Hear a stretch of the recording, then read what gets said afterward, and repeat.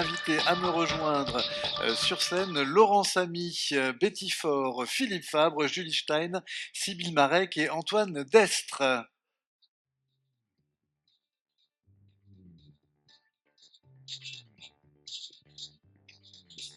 Allez-y, installez-vous confortablement. Il n'y a pas de plan de table, sachant que Rémi Chintron et Frédéric Minichello nous attendent en visio et on va commencer par Rémi Chintron. Voilà, on va tester tout de suite si Rémi et Frédéric nous entendent et nous voient. Rémi, est-ce que vous nous voyez? Je vous vois, oui. Vous me voyez? Je vous vois, je vous entends. Frédéric, ça marche aussi? Oui, moi je vous entends bien. Eh ben, c'est Ok. merveilleux, Bon, c'est merveilleux. parfait. Pardon pour ce léger retard, on a, oui, une quinzaine de minutes de retard. Merci à tous les deux d'être avec nous pour, eh bien, en quelques 10 minutes, partager avec nous le travail à la fois du comité des partenaires et aussi je reprends mes notes, hein, pardonnez-moi, du comité des partenaires, absolument, et puis un retour d'expérience autour du tableau de bord du numérique éducatif, si j'ai bien suivi. Vous avez la main, Rémi. Eh bien, bonjour à toutes et tous. Nous allons essayer de ne pas creuser le déficit horaire que vous avez déjà pris dans la première partie de Vous cette choisissez séance. vos mots, Rémi. Je vais essayer de partager mon écran. L'animateur a Ah, désactivé le attendez, partage attendez, je d'écran. vous donne la main. Voilà, normalement, là, je vous ai en capacité, comme on disait ce matin. Alors, est-ce que vous voyez mon diaporama? Pas encore. Faut aller en bas sur partager et ensuite choisir la fenêtre qui est ouverte. C'est ce que j'ai fait. Partager. Ça se présente bien. C'est parfait, on l'a. Très bien. Je vais essayer de me mettre en configuration.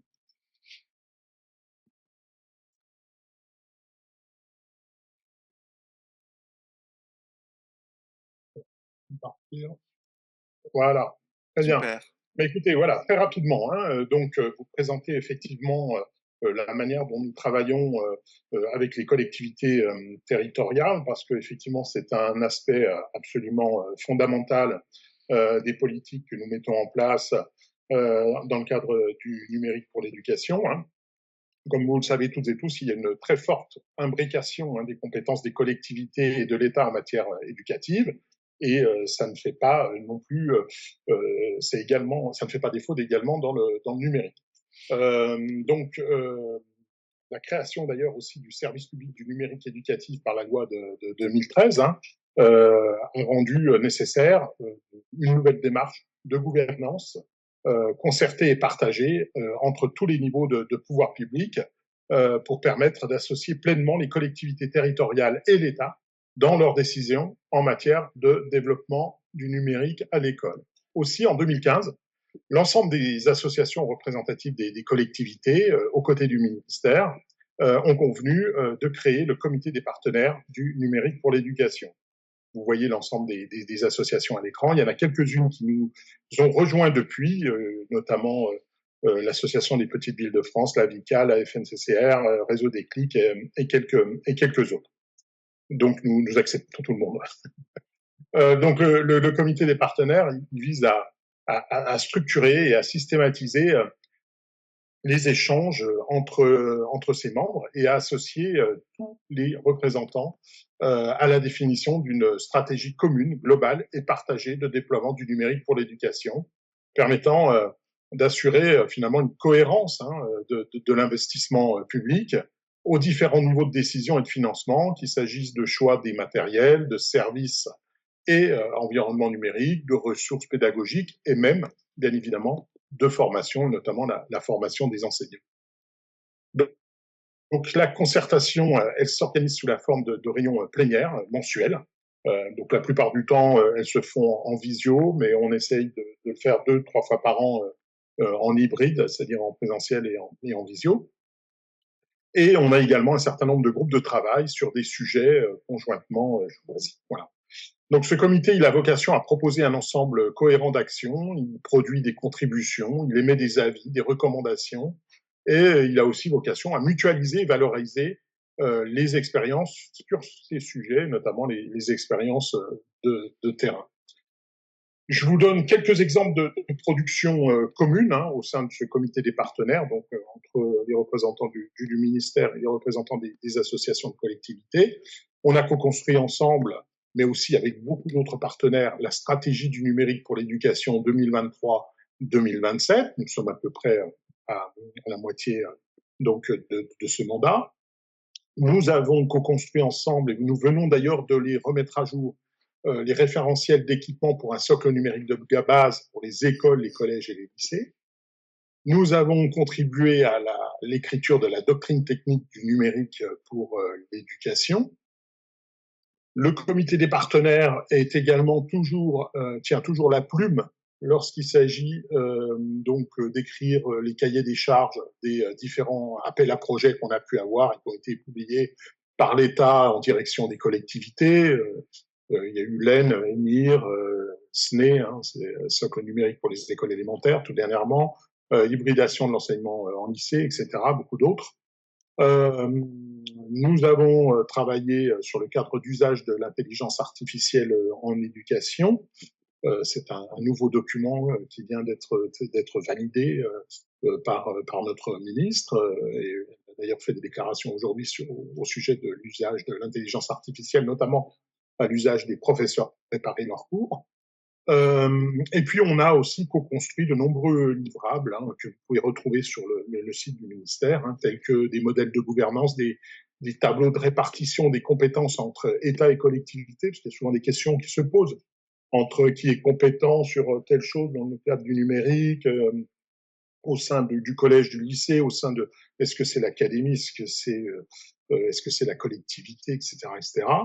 Nous avons également proposé des modèles de convention cadre entre académie et collectivité, etc., etc. Et puis un projet qu'on va vous présenter, puisque c'est ma collègue Federica Minichiello qui est présente et qui est chef de ce projet, qui pilote ce chantier avec des représentants, de nombreux représentants des collectivités. C'est le projet de tableau de bord du numérique pour l'éducation. Et donc, ça me fait la transition pour lui passer la parole.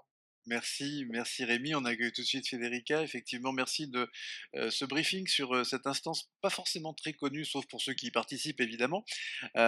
J'imagine que les débats doivent être finalement animés, puisque moi je me souviens, il y a 15 ans, il fallait des tablettes partout. Maintenant, il faut des smartphones nulle part. Donc, du côté du tableau de bord du numérique éducatif, justement, on en est où par rapport à ces questions?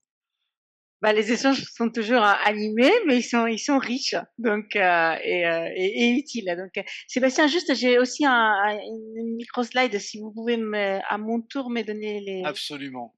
les droits. Et donc, bonjour à tous et merci pour ce temps de parole, le temps que j'arrive à vous partager ce que je dois vous montrer. Alors, en fait, du coup, l'idée, c'est avec Rémi, on voulait vous parler d'un projet concret où l'État essaie du coup de travailler avec les collectivités.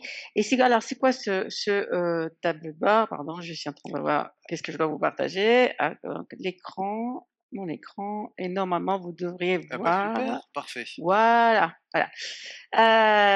Donc j'espère que vous embête pas avec ça. Voilà. Donc là, j'ai juste fait un micro support pour que vous ne soyez pas forcément perdu, mais je vais essayer d'aller assez synthétiquement sur ce que c'est. En gros, le projet est mettre en place un tableau de bord qui soit partagé entre État et collectivités. Quand je dis État, c'est pas l'administration centrale, c'est évidemment les régions académiques. L'académie, c'est toutes nos différentes couches euh, du côté éducation nationale, les établissements, évidemment, et les collectivités, pour essayer d'avoir un outil commun pour réfléchir au déploiement du numérique éducatif. Pourquoi? Parce qu'en fait, l'idée du constat, on l'a dit, il y a des compétences qui sont réparties entre acteurs, et ça, c'est propre à notre contexte d'activité. Mais c'est ce qui fait qu'effectivement, en tout cas, quand on le voit du prisme national, du regard de côté national, c'est qu'en fait, on va avoir des territoires en fonction des acteurs qui sont là. Les dialogues peuvent être plus ou moins approfondies en fonction des personnes, parce que c'est évidemment travailler ensemble, c'est avant tout il y a une dimension humaine et donc en fait, on avait des territoires dans lesquels académie, collectivités travaillaient ensemble, se partageaient toutes les informations nécessaires pour pouvoir avoir des comités de pilotage ensemble sur le numérique éducatif. Pas forcément, mais c'était pas forcément vrai partout. Et donc l'idée dans le cadre de la stratégie numérique, notamment dans le dialogue avec dans le cadre des comités de partenaires, il a émergé cette idée d'essayer de travailler sur un tableau de bord partagé. Justement pour pallier un peu le fait, enfin, faire composer avec ces réparties compétences qui sont réparties.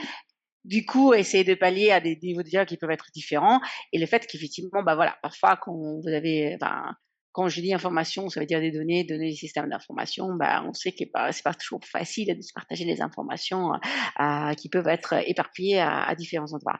Et concrètement, il y a quoi dedans dans ce tableau de bord? Bah, il y a des informations sur l'équipement dans les établissements. Donc, ça, c'est plutôt des choses où la source sont les collectivités territoriales. Des indicateurs sur la formation des enseignants dans le domaine du numérique. Donc, ça, c'est plutôt des choses qui vont venir de nos systèmes d'information. Des indicateurs sur les compétences numériques des élèves, donc qui sont obtenus via PICS, donc la certification, les parcours d'entrée qui sont plutôt des choses d'entraînement, mais ce qui permet en fait d'avoir un peu un regard sur les différents niveaux de classe des élèves, de comment les niveaux un peu moyens dans les différentes compétences sur lesquelles nos élèves s'entraînent et se testent dans le cadre de l'offre des produits PICS. Il y a aussi ce qui est fait en termes d'auto-formation par les enseignants. Il y a toute une dimension sur l'utilisation des ENT, des environnements numériques de travail, du Connect, donc qui est le service pour s'authentifier, le GAR qui est quand même notre service pour organiser l'accès aux ressources pédagogiques. Donc en fait, voilà, l'idée, c'est qu'il y a quoi comme élément sur ce tableau de bord, qu'effectivement, il y a cette idée de partage. Donc effectivement, mettre à disposition un outil où État et collectivités puissent accéder au même outil et surtout essayer de balayer différentes dimensions qui, en fonction des endroits, pouvaient être traitées de façon séparée parce que derrière, concrètement, il peut y avoir d'un côté un système d'information de l'État, de l'autre, l'inventaire des collectivités, et ainsi de suite.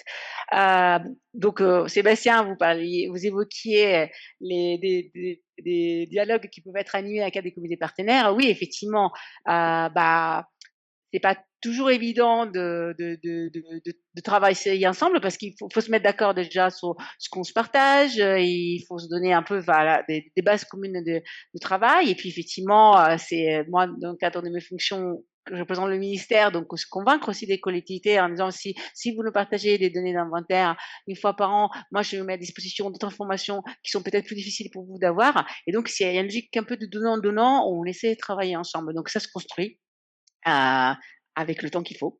Donc, et en fait, on a trouvé que c'était intéressant de nous en parler comme explicitation un peu d'une façon de travailler ensemble, parce qu'en gros, concrètement, c'est quoi aujourd'hui ce tableau de bord? Ça a été tout au long de l'année scolaire qui s'est terminée un prototype qu'en fait, qu'on a mis en place, qu'on a amélioré au fur et à mesure les collectivités qui avaient accès, les chefs d'établissement, les académies, on était sur des groupes un peu pilotes de tests, on l'a amélioré, on a enlevé des indicateurs, on a ajouté d'autres en fonction des sujets qui évoquaient, des collectivités nous parlaient, ils voulaient voir plus est-ce que les ressources dans les établissements sont affectées, ainsi de suite. Et donc voilà, on a travaillé avec les différents départements et régions parce que pour l'instant, on s'est concentré sur le second degré, mais évidemment, on réfléchit à comment on pourrait étendre les choses sur le premier degré. Et donc, on s'apprête en fait d'ici quelques semaines, donc c'est un peu l'actualité de la rentrée, de pouvoir le déployer sur tous les collégiens et lycées, donc le mettre à disposition des chefs d'établissement, donc aussi accompagner en fait le fait que ce tableau de bord rentre un peu dans les pratiques. Donc Ça marche. voilà. Merci Federica, merci beaucoup. Donc oui, ce sont des outils pour évaluer la place du numérique dans les enseignements et les pratiques scolaires. Alors j'ai à côté de moi LaurenceAmy, qui est directrice académique du Cantal, qui va nous dire comment ça percole jusqu'au territoire. Et puis dans le Cantal, comment se dessine l'école rurale du futur, puisque c'est notre sujet. Merci beaucoup à tous les deux, vous restez avec nous. Merci beaucoup, Monsieur Cotte. Peut-être pour Prenez commencer, votre micro. peut-être pour commencer, quand on parle de l'école, on ne parle chacun que de son prisme, mais avec des experts, puisque tous, a priori, nous sommes allés à l'école et que tous, nous avons un avis sur cette école et que tous, nous avons une vision de cette école et que tous on s'estime un petit peu légitime pour parler de l'école. Donc on en parle chacun évidemment de par son champ de responsabilité. Donc moi, directrice académique dans le département du Cantal, que je découvre depuis le mois de janvier, moi j'ai d'abord un premier niveau d'attention, c'est en quoi le territoire vient impacter la mise en œuvre des politiques publiques, et pour moi la mise en œuvre des politiques publiques d'éducation dans un territoire rural, le Cantal. D'abord, je crois qu'on ne peut pas ne pas envisager l'avenir sans l'envisager conjointement. L'école, elle vient contribuer à la structuration d'un territoire, donc évidemment avec les collectivités territoriales à tous les échelons, et évidemment avec tous les partenaires de l'école. L'école, c'est pas l'école toute seule, c'est pas l'école coûte que coûte dans un village à maintenir parce que sinon il n'y a plus de vie dans le village, non, parce qu'on a des exemples dans le Cantal où parfois une école a fermé, il s'est généré autre chose. On a créé un autre dispositif qui vient voilà, nourrir ce territoire, qui vient valoriser ce territoire différemment. C'est plus une école classique. C'est là, moi, je parle à Saint-Bonnet-de-Salers de l'école, l'innovation pédagogique, par exemple. Mais voilà, le territoire, il vient impacter la mise en œuvre de la politique publique. Cette mise en œuvre, elle se fait avec les partenaires. Et pour moi, l'école de demain, elle sera teintée de numérique. Elle sera teintée de tout ce que j'entends là depuis que je suis avec vous. Évidemment, l'intelligence artificielle, elle peut faire peur à l'école. C'est pas un ministère qui a une grande réputation d'innovation et d'agilité. Donc, il faut bien qu'on soit prêt à ce tournant de l'intelligence artificielle. Ce qui nous a été dit tout à l'heure, effectivement, nous a été présenté hier en Sorbonne, hein, tout le travail autour de l'IA et de ce qui va s'engager autour de l'intelligence artificielle. Mais je crois que les acteurs du territoire, les gens qui mettent en œuvre dans les écoles, dans les collèges, dans les lycées, les enseignants, les équipes pédagogiques, les équipes éducatives, les collectivités territoriales, tous on est évidemment essentiellement centrés sur l'humain. L'école, c'est de l'humain. L'école, c'est nos élèves qui nous sont confiés. C'est les parents qui comptent sur nous. Et on ne peut faire qu'ensemble. Et pour moi, l'école, elle sera encore extrêmement, extrêmement humaine. Donc, évidemment, colorer le numérique, c'est un outil précieux.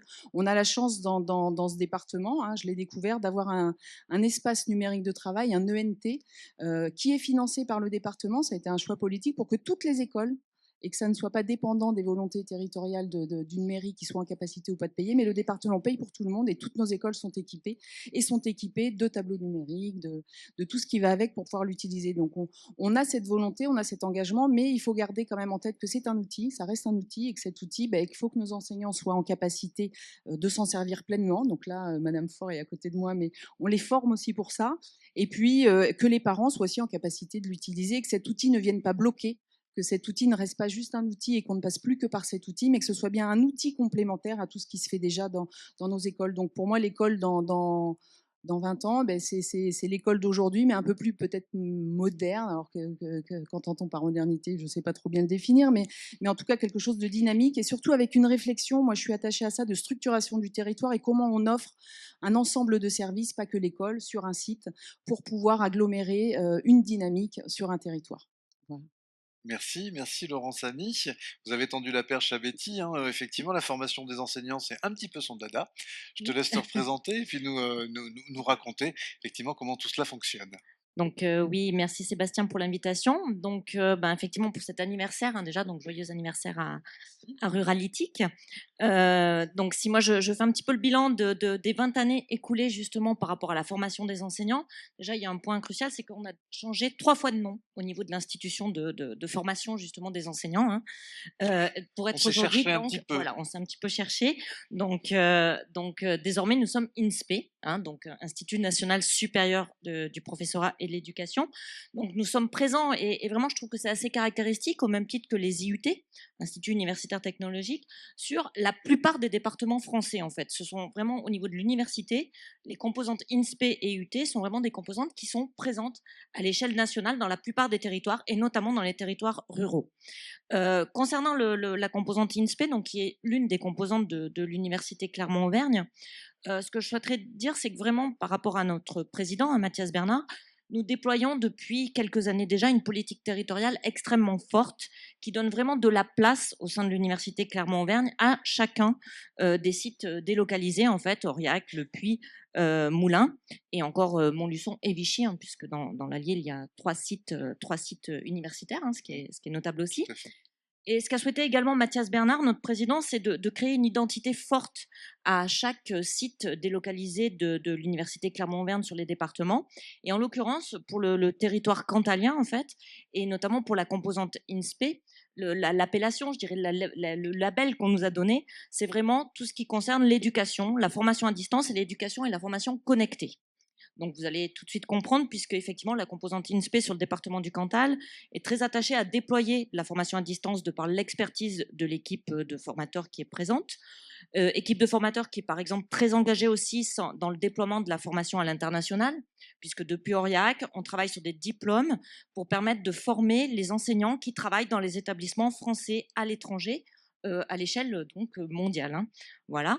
Et puis éducation connectée aussi, puisque grâce aux collectivités territoriales et notamment au conseil départemental du Cantal, nous avons la chance depuis 5 ans de pouvoir piloter pédagogiquement le dispositif Campus Connecté, qui est un dispositif connecté par excellence. Donc, lorsque la commande a été faite, justement, de pouvoir intervenir sur ce 20e ruralitique, j'ai cherché justement à recenser un petit peu aussi qu'est-ce qui, dans la formation initiale des enseignants, puisque nous avons cette mission-là parmi les autres diplômes que nous déployons également, qu'est-ce qui nous permet de montrer un petit peu comment nous avons su nous emparer de l'outil numérique pour déployer nos formations et pour former nos futurs enseignants. Donc tout d'abord, comme il a été dit un petit peu tout à l'heure, hein, les ENT, les espaces numériques de travail, sont devenus en 20 ans, et je dirais, je pense qu'ils ont encore de belles années devant eux, des interfaces incontournables dans la formation des étudiants et des futurs enseignants. Interfaces donc, qui correspondent un petit peu à des lieux à la fois de communication, des lieux d'évaluation, des lieux de dépôt de ressources, qui font que les étudiants en fait et les formateurs ne peuvent absolument plus s'en passer. Voilà. Il y a 20 ans, ce n'était pas le cas. À l'heure actuelle, les ENT sont des interfaces incontournables. Ce qu'on peut dire aussi, c'est que par rapport à la plupart de nos diplômes, y compris les masters MEF ou les licences sciences de l'éducation, on voit aussi de plus en plus une généralisation de l'hybridation de nos formations. Ça veut dire qu'il n'y a pratiquement plus aucun diplôme au niveau des universités qui sont dispensés en total présentiel. La plupart des cours magistraux, par exemple, maintenant, basculent complètement en schéma distanciel. En interrogeant les étudiants, on s'aperçoit aussi qu'il y a des belles perspectives par rapport à ces cours magistraux en distanciel, puisque les étudiants en sont satisfaits. Satisfaits d'une part parce que ça leur permet aussi d'avoir des cours en présentiel et de pouvoir maintenir ce lien social dans les communautés étudiantes, mais également la formation à distance va leur permettre d'apprendre à leur rythme, de pouvoir revenir, je dirais, sur leurs cours, de pouvoir faire des pauses, de pouvoir prendre des notes dans des conditions, je dirais, bien plus favorables que celles qu'on a pu connaître, nous, en tant qu'anciens étudiants, dans les grands amphithéâtres. Voilà. Donc là, peut-être merci le Covid aussi, puisque ça a beaucoup généralisé. Non, je plaisante. Hein. Ça a beaucoup généralisé cette hybridation-là. Voilà.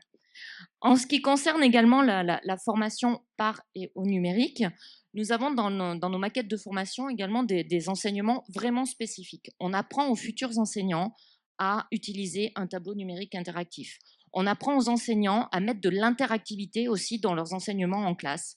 Comment est-ce qu'on peut proposer des questionnaires interactifs à nos élèves? Comment est-ce qu'on fait des quiz d'autorégulation, par exemple? Et puis également, dans chacune de nos unités d'enseignement, en ce qui concerne les Master MEF que l'on déploie à l'INSPE Clermont-Auvergne, on a également des enseignements en lien avec le numérique spécifiques à chaque discipline. Comment, dans nos enseignements en français, on peut utiliser le numérique? Comment est-ce que dans nos enseignements en mathématiques, en histoire, en géographie, on peut utiliser le numérique? Également, à l'échelle des 2 années de formation en Master MEF, nous formons et nous préparons également nos futurs enseignants, nos étudiants apprenants, à déployer, à s'exercer aussi sur les compétences qui sont présentes dans la certification PICS, qu'ils auront l'occasion de valider ensuite sur leurs années de titularisation. Il nous est également demandé, et ça c'est un choix, hein, je dirais, interdépartemental, de pouvoir intégrer aussi le numérique dans des projets en lien avec des spécificités locales. En ce qui concerne le département du Cantal, on l'a largement valorisé en avril dernier, justement dans le cadre d'un colloque ruralité et communauté apprenante qu'on a pu déployer sur le département du Cantal. On déploie beaucoup de projets avec nos étudiants en lien avec l'école en réseau, où nos étudiants nous ont servi il y a quelques années justement entre guillemets, de testeurs de scénarios pédagogiques en réseau, qu'on a pu ensuite valider et proposer dans le cadre de la formation continue des enseignants. Et puis nous proposons également des projets sur des thématiques, je dirais, dans le cadre notamment de leur mémoire de recherche à visée professionnelle, qui peuvent avoir attrait à la question de l'utilisation du numérique en classe. Ce qu'on peut dire aussi dans cette rétrospective et cette mise en perspective la question du numérique dans la formation des enseignants, c'est que dans les équipes INSPE, nous avons maintenant trouvé et fait place, je dirais, de façon incontournable à un besoin, je dirais, d'avoir des ingénieurs pédagogiques, voilà, qui sont devenus des pièces, je dirais, des éléments moteurs, je dirais, dans les équipes, puisqu'ils contribuent largement à la formation des formateurs, pour qu'ils puissent médiatiser leur contenu pour de la formation à distance, mais pour qu'ils puissent aussi nous aider à former nos apprenants, nos étudiants par le biais du numérique. Et puis, maintenant, depuis 1 an, 2 ans, la question de la prise en compte de l'intelligence artificielle, moi aussi, je vais en parler finalement, dans les formations des futurs enseignants, elle est présente, mais avec prudence, je dirais tout de suite, voilà, puisqu'on est vraiment au niveau de l'université dans une phase de construction, je dirais, d'un cadre éthique de l'utilisation de l'intelligence artificielle.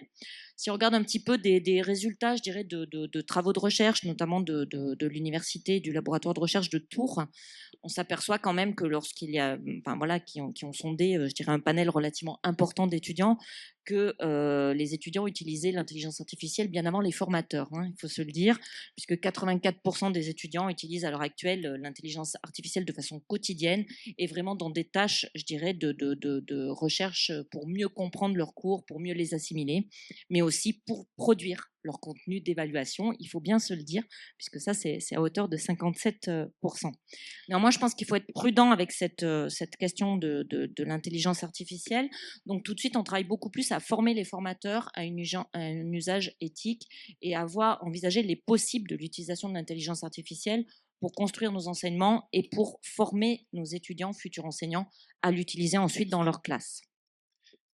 Je voudrais juste terminer justement sur si j'ai une petite minute, 10 secondes, sur la question du campus connecté aussi qui a pris place, je dirais, dans le format de formation des INSPE.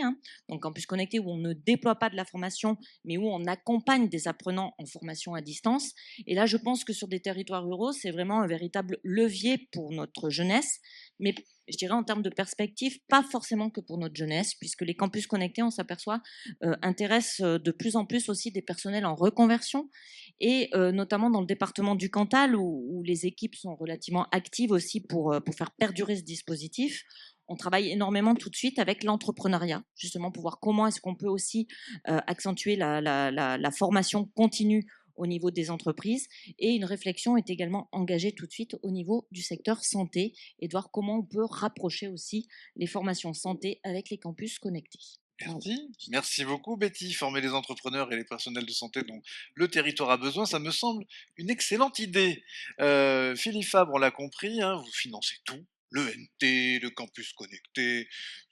Hein, euh, non, Bruno Faure disait ce matin, voilà, l'idée c'est de donner le plein potentiel aux jeunes, donner toutes leurs chances. Alors, plus sérieusement, la stratégie, c'est quoi? L'école rurale du futur, on voit que vous intervenez alors que c'est pas votre compétence dans les écoles, sur les collèges c'est évident, mais vous avez décidé de prendre ce sujet à bras le corps. Oui, effectivement, merci Sébastien. Et puis, comme tu le dis, non, mais c'était sérieux. Je remercie d'ailleurs Madame la directrice et Betty de leurs propos et de rappeler quel est notre engagement dans le domaine de l'éducation.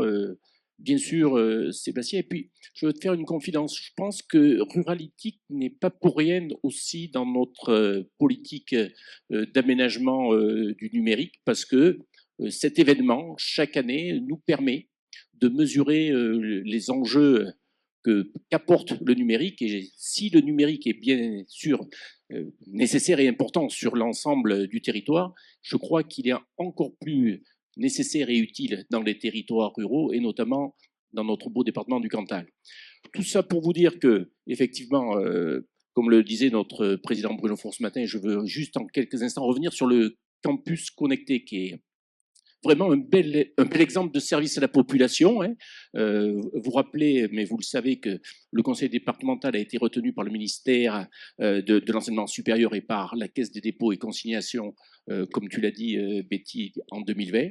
Je crois que c'est un beau dispositif qui permet aux personnes qui sont pour empêcher des étudiants qui n'auraient peut-être pas, et les familles, la capacité ou la surface financière pour financer des études à Clermont-Ferrand, à Toulouse ou un peu plus loin. Et donc, ce lieu qui a été également, parce que c'est la volonté de notre président de mailler le territoire, on l'a étendu à Mauriac et à Saint-Flour. Je crois que tout cela est assez exemplaire. Il est apprécié, ce lieu. C'est un lieu de partage où l'étudiant ou l'adulte se retrouve. Et j'en terminerai sur 2 points sur ce sujet. Tout d'abord, remercier l'INSPE pour l'accompagnement qu'il réalise, qui est de qualité et qui est reconnu. Et peut-être pour vous indiquer que ce dispositif est peut-être pas tout à fait suffisamment connu encore dans notre département. Lorsque j'en parle autour de moi, parfois on a l'impression de découvrir le dispositif. Donc je profite de l'occasion pour que ce dispositif soit bien connu, mais à la fois l'INSPE, mais aussi le conseil départemental renouvellera cette communication pour que tous les cantaliens puissent bénéficier de ce dispositif. Vous dire peut-être en quelques mots, parce que je ne sais pas le temps qui m'est imparti, mais en fin de journée, il faut être synthétique et bref, je pense, puisque lorsqu'on parle de numérique, comme cela a été évoqué à travers la loi de 2013 de refondation de l'école de la République, effectivement, le rôle d'équipement et de déploiement du numérique éducatif a été confié au conseil départemental. On le dit, mais je n'ai pas besoin de le rappeler, c'est bien sûr le support naturel d'apprentissage. Et donc, notre volonté, c'est à la fois de faciliter l'accès pour nos collégiens, encourager l'innovation pédagogique, parce que, bien sûr, le conseil départemental et les collectivités n'ont pas la responsabilité pédagogique, et puis nous sommes soucieux de cette autonomie. Et aussi, comme cela a été dit tout au long de la journée, promouvoir un numérique responsable, respectueux des données et de l'environnement. Ce schéma départemental, il a été décliné en 2017 dans notre académie, puis on a eu un avenant qui a été élaboré en 2001 et qui a guidé nos actions en 2024. En 2025, nous sommes en train d'actualiser notre cadre d'intervention en tenant compte à la fois des avancées technologiques, des usages pédagogiques et également des besoins éducatifs, pour bien sûr poursuivre ce déploiement des équipements, peut-être l'orienter avec davantage de mobilité au regard de l'évolution des matériels, également peut-être souligner et s'engager davantage sur l'inclusion. Je crois que peut-être nous avons un peu oublié les classes à élèves particuliers, les SECPA, les ULIS, les UP2A. Il y a un exemple avec du numérique au collège de la Ponetti, mais je crois qu'il faut qu'on mette l'accent là-dessus.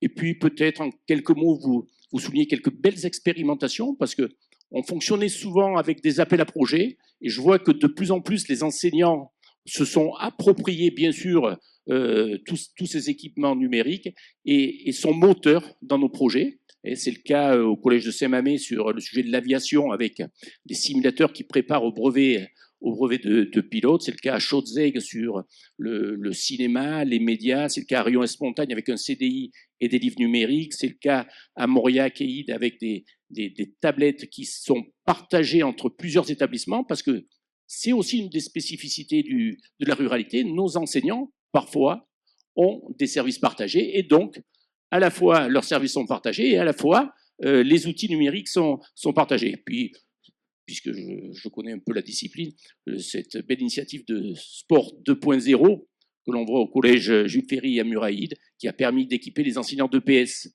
de tablettes qui accompagnent dans les apprentissages. Je crois que ce sujet du numérique, le président Bruno Faure s'en est emparé depuis longtemps. Et puis, je te le dis, Sébastien, je crois que Ruralitique a joué tout son rôle dans cette politique. Et puis, bien sûr, j'en profite pour remercier notre ancien DGA, Fabien Midianowski, qui qui a beaucoup œuvré pour équiper nos collèges.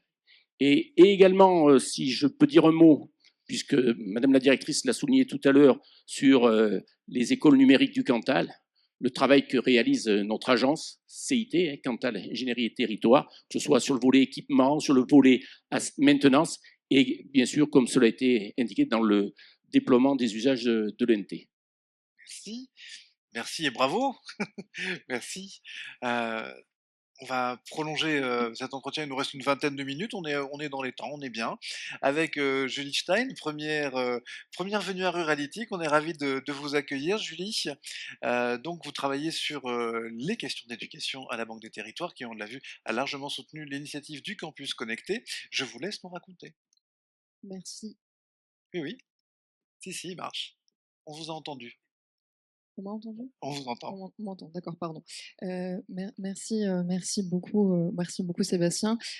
Et effectivement, à la Banque des Territoires, j'ai la chance et le plaisir de travailler sur ces questions d'éducation. Et pour répondre à la question qui est posée, quel futur pour l'école rurale demain, j'aimerais déjà qu'on s'arrête pour faire une photo sur ce qu'est l'école rurale aujourd'hui et rappeler que l'école rurale, c'est l'école de millions d'élèves. On a un jeune sur 5 qui est scolarisé en zone rurale.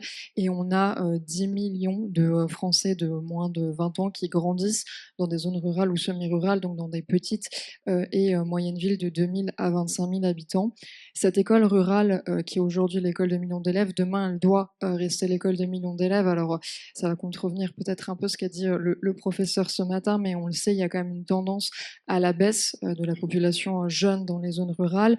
Or, l'école, c'est vraiment un levier d'attractivité pour les territoires. Il y a donc un vrai enjeu à ce que les territoires ruraux ils s'emparent, ils continuent de s'emparer de la question de l'école. C'est aussi un sujet d'égalité des territoires, un sujet de cohésion sociale et territoriale. Et pour illustrer ça, je voudrais rebondir sur ce qu'ont pu dire les intervenants avant moi et ce qui a pu être dit tout au long de la journée.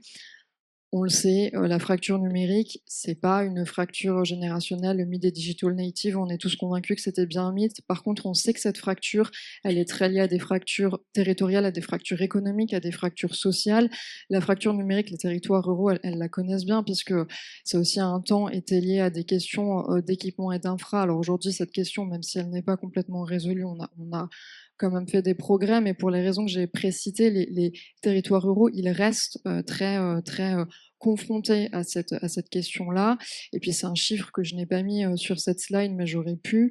On sait que pour 60% des écoles, elles sont situées dans des communes de moins de 10 000 habitants. Donc le sujet de l'école, c'est à la fois un sujet vraiment phare pour les territoires ruraux, parce que il y a ce sujet parce qu'elles sont l'école est majoritairement présente dans les territoires ruraux et parce que il y a ce sujet de la fracture numérique et on a une conviction à la Banque des Territoires, c'est pour résoudre cette problématique de fracture numérique, il faut qu'on prenne nos politiques publiques sur une continuité, sur un continuum en donnant le socle de compétences de base aux élèves dès l'école et en continuant d'accompagner les Français tout au long de leur vie par des actions de médiation numérique. C'est vraiment en pensant ces politiques publiques sur un continuum qu'on y arrivera et qu'on réduira la fracture numérique. Sinon, les 12 millions d'élèves aujourd'hui, ils viendront alimenter le flux de 16 millions de Français en rupture avec le numérique et ne nous mentons pas, les jeunes sont déjà ils alimentent déjà ce flux de 16 millions de Français en situation d'électronisme. Le numérique, c'est donc un vrai levier pour transformer l'école rurale et dont l'école rurale devra s'emparer, notamment pour résoudre 5 défis qui vont lui être auxquels elle va devoir se confronter dans les prochaines années.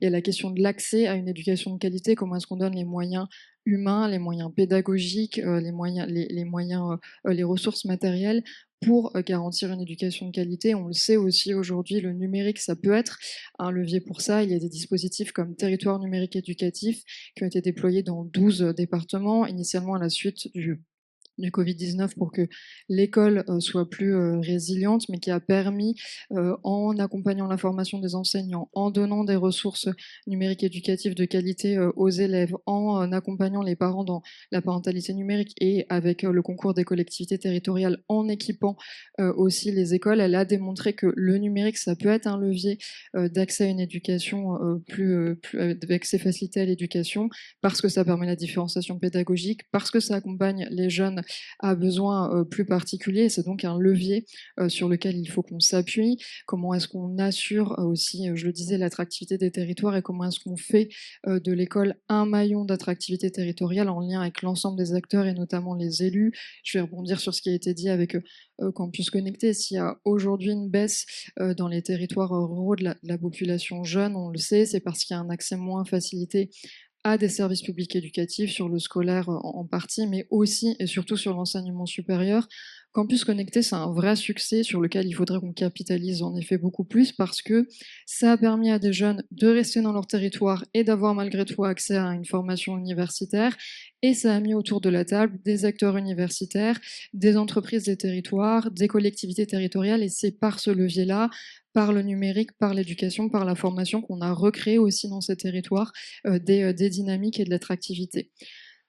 Accompagner bien sûr la transition numérique de l'école. Je ne vais pas revenir sur ce que j'ai pu dire avec la fracture numérique parce qu'il y a un vrai besoin aujourd'hui de former au numérique et à une éducation numérique, mais il y a aussi un vrai enjeu sur lequel je vais un petit peu plus insister, qui est un enjeu de souveraineté. On ne peut pas, avec l'arrivée de nouvelles technologies, et je pense notamment à l'intelligence artificielle qui a largement été citée, faire comme ça a été fait au moment du web social et du web 2.0, regarder nos voisins outre-Atlantique prendre le train de ces nouvelles technologies numériques et en être les conducteurs quand on en est juste les passagers et redevenir ensuite très dépendants de technologies étrangères. Aujourd'hui, on a besoin de technologies numériques et de technologies numériques éducatives françaises, européennes, souveraines à mettre dans les mains de nos élèves et donc soutenir vraiment les entreprises du numérique éducatif. Transformer le bâti scolaire, évidemment, faire que ce ne soit pas des passoires thermiques, qu'il soit plus résilient au changement climatique, mais aussi qu'on ait un meilleur usage de ce bâtiment scolaire pour qu'il soit au service de la pédagogie. C'est ce qu'on a fait avec le programme EduRénov qui a été très bien présenté par Canopé juste avant cette table ronde. Et bien sûr, construire des dynamiques territoriales. Comment est-ce que, avec les acteurs des territoires, on construit des projets qui peuvent être plus solides, plus durables aussi dans le temps, même s'ils sont moins massifs. On a des dispositifs comme Innovation dans la forme scolaire qui construit justement des projets à l'échelle des établissements. Alors, c'est des projets qui sont peut-être de moins grande envergure, mais qui mettent autour de la table les acteurs des territoires, les équipes éducatives, et qui donc, dans la durée, sont souvent plus solides et ont tendance à durer et à être plus facilement finançables. Évidemment, la Banque des territoires, elle accompagne, elle essaye d'accompagner la réalisation de ces 5 défis. On a pour l'école 3 ambitions qui vont les rejoindre. Le premier, c'est vraiment d'accompagner la rénovation et la transformation de l'école et notamment du bâti scolaire. Et c'est ce qu'on fait avec EduRénov, je le disais, en permettant que ce bâti scolaire soit plus résilient au changement climatique et qu'il serve mieux les usages pédagogiques. Comment est-ce qu'on accompagne la transformation numérique de l'école? Comment est-ce qu'on met dans les mains des élèves des solutions numériques éducatives de qualité et souveraines? Et comment est-ce qu'on accompagne, on soutient les projets des territoires? On a une conviction à la Banque des territoires, et ça a aussi été dit par mon collègue Gaël Serrandour ce matin, c'est que l'innovation, elle se situe dans les territoires. Les projets qui fonctionnent aujourd'hui, vraiment, c'est des projets qui sont soit pilotés vraiment à l'échelle territoriale, c'est le cas par exemple pour France Service, ou qui émanent des territoires et qui sont ensuite accompagnés pour être restructurés et essaimés. Et c'est comme ça qu'on arrive à des projets qui sont plus innovants. Et à la Banque des territoires, on pense que c'est vraiment par les territoires qu'il faut passer pour innover, et notamment innover aussi sur le sujet de l'école. On a bien sûr 4 leviers d'action historiques pour cela. On finance en prêt et en investissement en fonds propres dans les projets d'intérêt général. C'est ce qu'on fait avec EduRénov, par exemple. On accompagne les projets de transformation des écoles et on les finance en prêt. On a aussi une offre de financement en investissement dans les solutions numériques éducatives. Vous parlez de Pronote, la Banque des territoires est par exemple un investisseur d'index éducation, alors ça va parler à personne quand je vais dire index éducation, par contre je pense que quand je dirai Pronote, ça éclairera un petit peu plus tout le monde.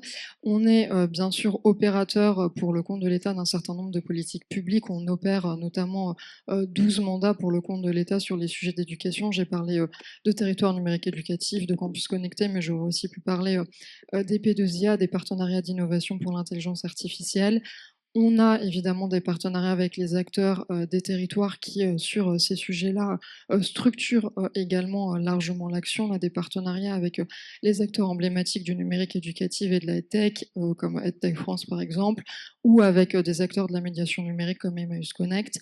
Et enfin, on soutient les projets des territoires, notamment via une offre d'ingénierie sur les sujets de data, sur les sujets aussi de construction des politiques locales d'inclusion et d'éducation au numérique, parce qu'on est encore une fois convaincu que c'est dans les territoires que se situe cette innovation et qu'on se doit de l'accompagner et de les aider à se structurer, notamment via cette offre d'ingénierie. Et donc, pour terminer sur quelle est l'école rurale, quel sera l'avenir de l'école rurale, je pense qu'il passera éminemment par le numérique. C'est un petit peu c'est pas le seul biais évidemment d'avenir pour l'école rurale, mais c'est en tout cas la colonne vertébrale qui lui permettra d'innover et de se structurer.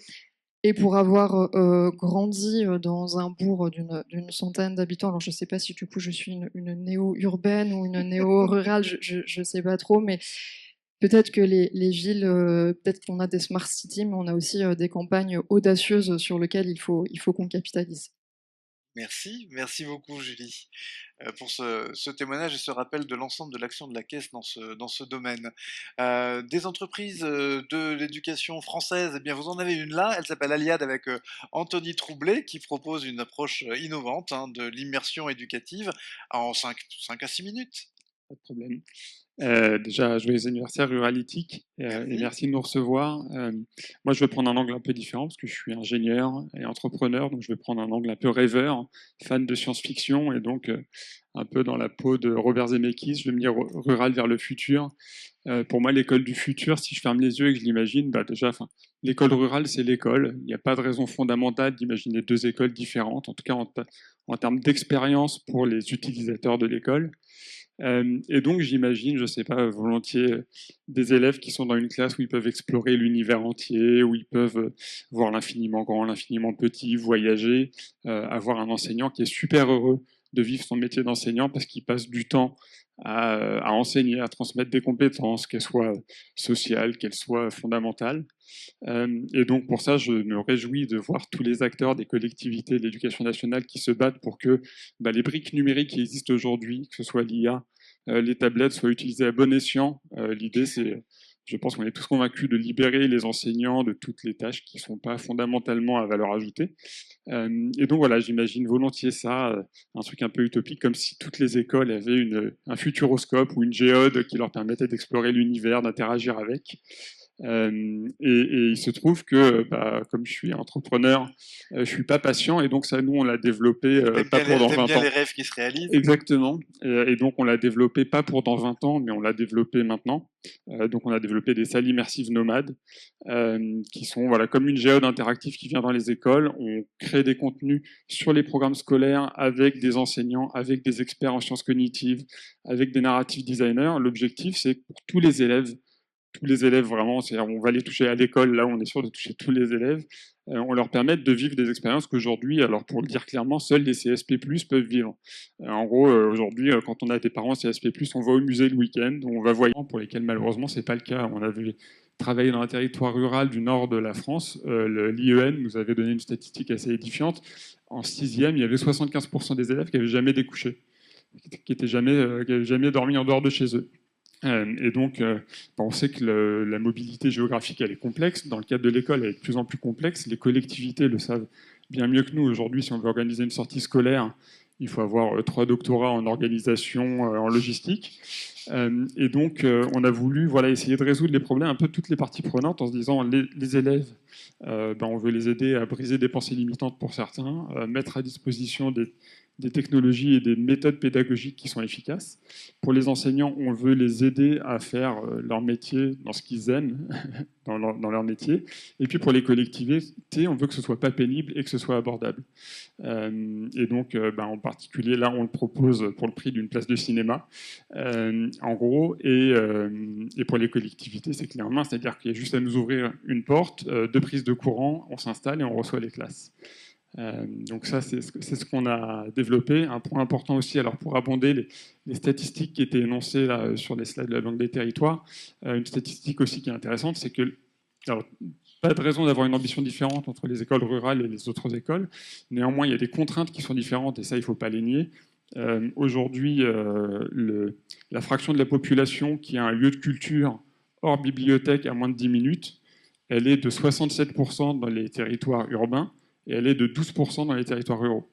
Donc, en fait, l'offre culturelle et d'ouverture, elle n'est pas suffisamment disponible, et donc c'est pour ça que nous, on pousse beaucoup un terme qui est un peu branché, qui est le aller vers. On fait tout pour ramener dans les territoires cette offre-là. Voilà, donc si vous avez envie de rêver avec nous, n'hésitez pas à nous voir lors du cocktail et du bal, on sera très heureux de vous en dire plus.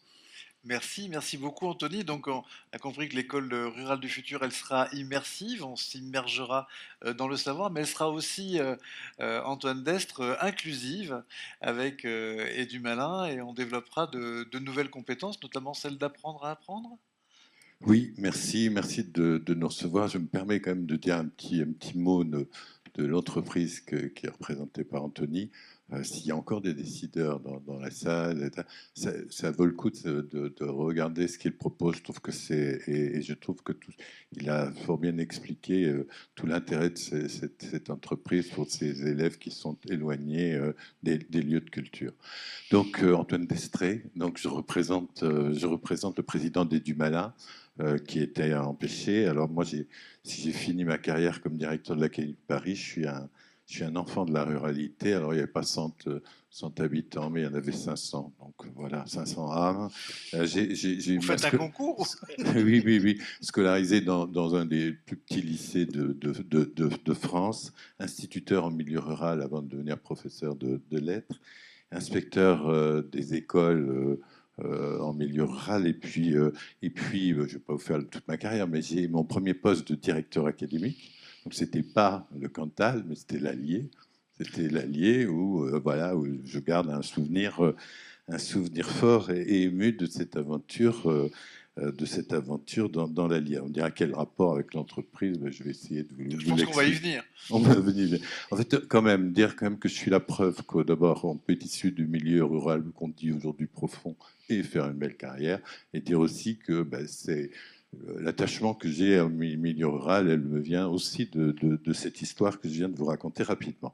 Bon, alors aujourd'hui, moi, je promeux, et pour quelques semaines, encore une application numérique que je ne considère pas comme les autres. Donc, il n'est pas comme les autres, mais nous ne sommes pas comme les autres. Et qui contribue à l'égalité des chances dans l'école. Je suis d'accord avec ce que vous avez dit. Il n'y a pas l'école rurale, il y a l'école, et on doit avoir la même ambition pour toutes les écoles, qu'elles soient où qu'elles soient. Alors, moi, juste un mot. Les équipements, on en a beaucoup parlé dans la journée, les ENT, le TER, etc. OK, mais qu'est-ce qu'il y a dans la machine? Voilà. Qu'est-ce qu'il y a dans... quelles applications sont dans... Et ça, c'est un élément extrêmement important. C'est la raison pour laquelle je suis entré... Alors, l'histoire est rapidement... 2016, création des Dumalin, c'est 3 profs qui ont une idée, qui se disent apprendre à apprendre, c'est en train de devenir c'est en train d'aujourd'hui d'entrer dans le discours, et il faut qu'on crée une application. Voilà. Et 2017, moi je suis à Paris, et je les rencontre, je suis séduit par leur idée, et du coup qu'est-ce que je fais? C'est que je leur permets d'avoir le premier marché à Paris avec les 114 collèges. Et puis je les accompagne bénévolement, ce qui fait qu'aujourd'hui, il y a 20% des établissements français, collèges et lycées publics qui ont cette application. Il y a 16 départements qui l'ont acheté et 6 régions. Donc c'est pas rien. Et on se développe, puisque mon patron, qui n'est pas là, mais parce qu'il se prépare à partir au Cambodge, se prépare à partir au Cambodge, merci l'intelligence artificielle qui permet la traduction en khmer, qu'on maîtrise assez mal finalement dans l'entreprise. Donc voilà. Et donc voilà, pourquoi j'y crois? Pourquoi j'y crois? Vous avez compris mon parcours, ce que je fais là, je suis en retraite, d'accord? Eh ben, c'est la même histoire que celle de mes 40 années précédentes. C'est-à-dire que ce n'est pas une application comme les autres. Alors, je vais vous dire pourquoi, pour l'élève et pour le professeur. Premièrement, c'est parce qu'elle est adossée à la recherche. C'est-à-dire qu'on sait maintenant beaucoup plus sur le fonctionnement du cerveau. Comment le cerveau apprend. C'est les sciences cognitives, c'est l'enseignement explicite aujourd'hui avec lequel on travaille beaucoup avec Steve Bissonnette, qui est un Canadien, qui aujourd'hui développe ça au Maroc. Au Maroc, ils sont en train de faire une révolution autour de l'enseignement explicite, comment on apprend. Bon, nous, donc, cette application est fondée sur un pas à pas qui fait que l'élève, effectivement, comme son cerveau apprend, eh bien, apprend progressivement les notions. Donc ça, c'est la première chose, c'est adossé à la recherche et à la preuve. Dans la maison éducation, c'est tout l'avantage que j'ai, c'est-à-dire une certaine liberté de ton. Parfois, la preuve, on ne l'a pas forcément. D'accord ? Donc, c'est important qu'une application ou un dispositif ça, soit adossé à des preuves, et en particulier à des preuves fournies par la recherche. Donc ça, c'est la première vertu de cette application. La deuxième chose, je vais aller beaucoup plus vite, oui, ça permet d'apprendre à apprendre. Et comme c'est sur les ENT, et vraiment bravo au département d'avoir mis, c'est vrai, les ENT dans les écoles, c'est pas le cas partout, loin s'en faut. Et donc là, ça permet à l'élève d'apprendre en classe, sur le périscolaire, et à la maison, puisque cette application, vous la trouvez sur la tablette, sur le PC et sur le téléphone. Au Maroc, ça sera sur le téléphone, ça sera sur le téléphone. Donc ça, c'est le deuxième point. Troisième chose que je voulais dire, troisième avantage, c'est très facile d'utilisation. On rentre très facilement. Moi, je suis tout le contraire d'un geek. Et je suis même tout le contraire de quelqu'un qui s'y connaît dans le numérique. Et c'est le paradoxe. C'est-à-dire, je suis conseiller du président d'une société numérique alors que je suis envoyé des mails. Peut-être pour ça qu'il vous a choisi. Non, je ne crois pas. Pour d'autres raisons qui sont moins avouables. Mais en tout cas, voilà. Et donc, ouais, c'est très simple pour les utilisateurs. C'est important pour les enseignants, hein, parce qu'il y a toutes les générations. Voilà. Et puis, c'est très simple pour les élèves. En 15 minutes, ils ont compris comment ça fonctionne. Et comme c'est le point 4, ou l'avantage 4, c'est qu'on a toutes les disciplines, depuis le CE2 jusqu'à la terminale. D'accord. Donc comme ça obéit au même pas à pas méthodologique, le jour où ils ont compris comment ça fonctionne, ils peuvent être en autonomie. À Paris, 40% des usages d'EduMalin, c'est en autonomie, on ne sait pas où, dans le bus, à la maison, enfin peu importe.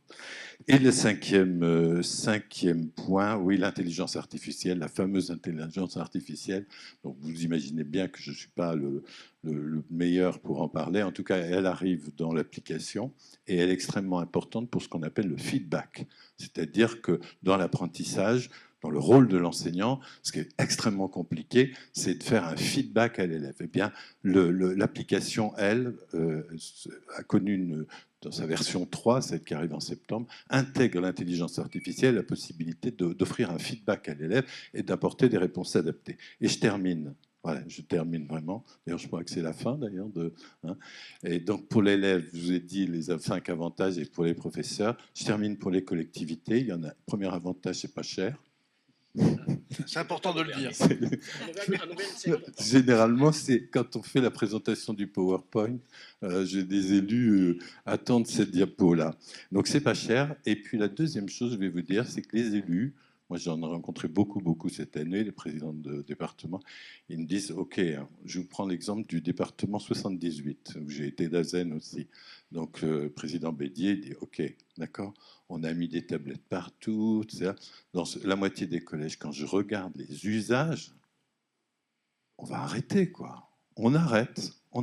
Et donc, l'application, de mon point de vue, si on fait un mariage, entre guillemets, entre l'autorité académique et la collectivité et qu'il y a un outil lequel est accompagné d'une formation organisée à la fois par Edumalin, mais aussi avec alors on a peut-être la chance pour que enfin certains ordinateurs, certaines tablettes sortent des cartons parce que ça existe, il faut le dire, il faut le dire. Donc voilà, c'est une des vertus, me semble-t-il, d'Edumalin pour les collectivités. Ça permet en effet peut-être d'avoir une utilisation à la hauteur de ce que ces équipements méritent. Je vous remercie. Merci beaucoup Antoine Destré. Merci à tous nos panélistes que je vous invite à applaudir.